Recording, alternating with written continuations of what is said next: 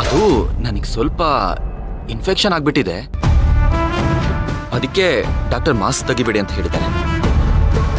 ಅದರಲ್ಲೂ ವಯಸ್ಸಾದವ್ರ ಮುಂದೆ ತೆಗಿಯೋ ಹಾಗೆ ಇಲ್ಲ, ಯಾಕಂದ್ರೆ ಅವ್ರಿಗೆ ಇಮ್ಯುನಿಟಿ ಪವರ್ ಕಡಿಮೆ ಇರುತ್ತಲ್ವಾ.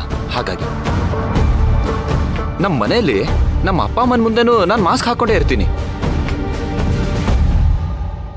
ನಿನಗ್ ನಮ್ಮ ಮನೇಲಿ ಇರೋರೆಲ್ಲ ಪರಿಚಯ ಇರ್ಬೇಕಲ್ವಾ? ಹಾ ಹೌದದು, ಶ್ರೀಕಾಂತನ್ ಫ್ರೆಂಡ್ ಅಂದ್ಮೇಲೆ ಗೊತ್ತಿರ್ಲೇಬೇಕಲ್ವಾ. ನಮ್ಮ ಮನೇಲಿ ನಿನ್ಗೆ ಯಾರು ಗೊತ್ತು? ನೀವು, ಶ್ರವಣು,